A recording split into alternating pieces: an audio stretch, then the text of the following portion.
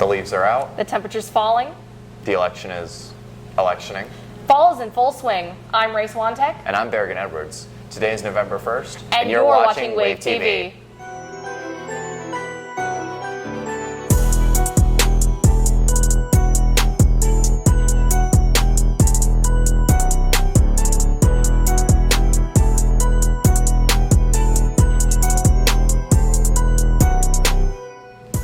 With one of the most contested and controversial elections to date next Tuesday, Solomon Milat covers the deadlocked candidates. Howdy ho, Somerville. Election day is in 4 days, and I'm here to make sure you're in the know about who the next leader of our country might be. The candidate for the Republican Party is Donald Trump, a former businessman, television and film personality, and politician since the year 2000. For his vice president candidate, Trump chose J.D. Vance, military journalist, corporate lawyer, and Ohioan senator, best known for his memoir Hillbilly Elegy. On the Democratic side is Kamala Harris, former prosecutor turned attorney general, senator, and current vice president. Harris opted for Tim Walz, National Guard veteran of 24 years, football coach, and current Minnesota governor. All the information coming up will be coming straight from the 16-page Republican Party platform and the 92-page Democratic Party platform, as well as each candidate's individual website. The Trump administration plans to defeat inflation by increasing oil production, slash spending on welfare and aid, and geopolitical stability. He plans to complete the wall and reinstate the 2020 border policies, as well as, and I quote, the largest deportation program in American history. He plans to cut federal regulations, no taxes on tips, and greatly increase tariffs on imported goods. He plans to place restrictions on federal funds to companies who outsource to foreign entities and bring critical supply chains to the U.S. He's walked back on his previous stances on Social Security and Medicare, and now plans to protect them rather than defund them. He plans to abolish the Department of Education and let each state perform its duties for themselves. He plans to restrict taxpayer funding towards medical services related to LGBT people. He plans to increase military funding and support Israel in the Israeli-Palestinian conflict. Alternatively, the Harris administration's plan is to regulate corporate price gouging and other anti-consumer practices. They plan to reform the immigration system to increase legal immigration and strengthen border security. She plans tax cuts for working and middle-class families, as well as increased taxes for the extremely wealthy. She plans to return manufacturing to the U.S., raise the minimum wage, and pro-union legislation. She plans to strengthen Social Security and Medicare, as well as lower medicine and general healthcare costs for most of the population. She plans to relieve student loan debt and make higher education more accessible. She plans anti-discrimination laws for LGBT people and gun safety legislation, including a ban on assault weapons and increased police funding. She plans to push for a ceasefire in the Israeli-Palestinian conflict. I only had the time to give a very piecemeal breakdown of a few of the key points of each campaign. I strongly encourage you, whether you can vote or not, or which side of the fence you're on, to take the time to read the platform documents from both major parties, as well as the individual candidates' views, links to which are on the screen. Voting for Wave TV, I'm Solomon Milat. Make sure to stay informed and vote if you're eligible on November 5th if you haven't already. Next up, Connor Peterson informs us on this recent allegation shocking the wrestling world.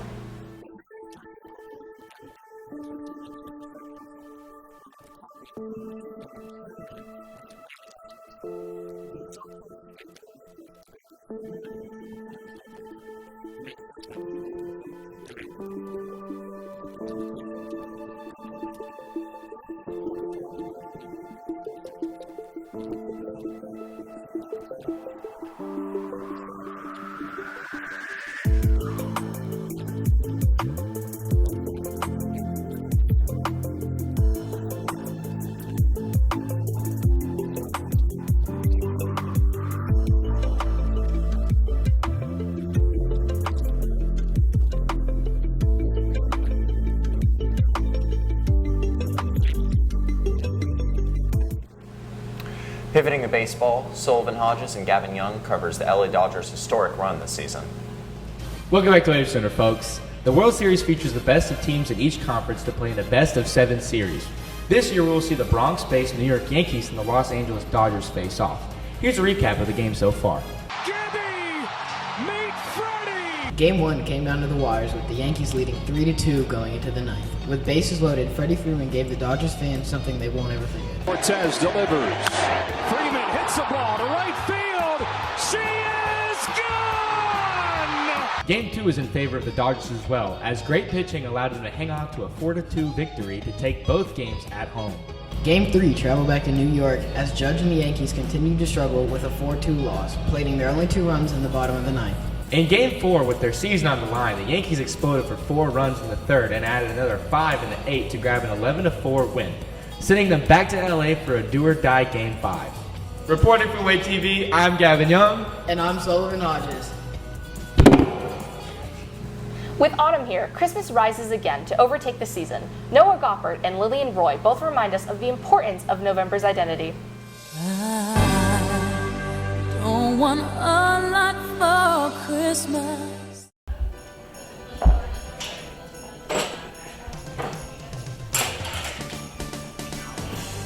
Bro, it's Santa! It's not Christmas here!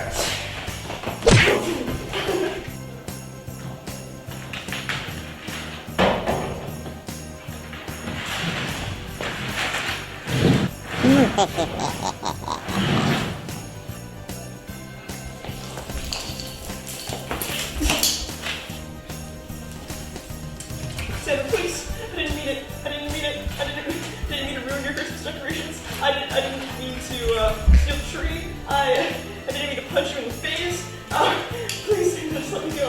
Let me go, Santa. Santa, please. Santa.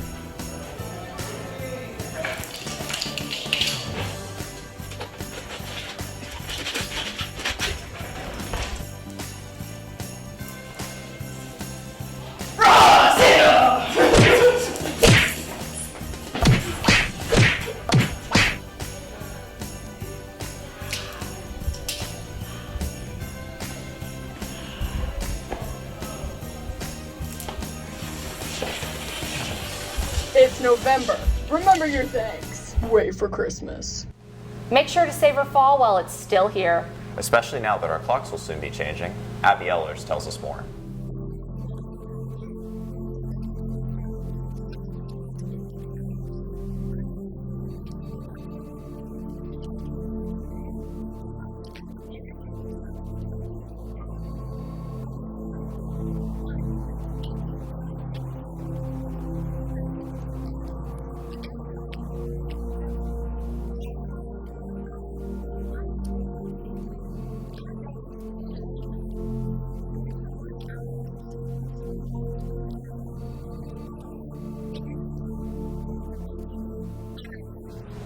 Make sure to change your clocks before midnight so that you won't miss the local school's steel drum performance. Students from music programs of DuBose, Gregg, and Somerville High will have a performance next Friday at Ashley River Park. For a $2 entry fee, you'll get an amazing performance alongside food trucks and vendors on site. That's all we have for this week, Somerville. Signing off, I'm Berrigan Edwards. And I'm Ray Swantek. And thank you for watching Wave TV.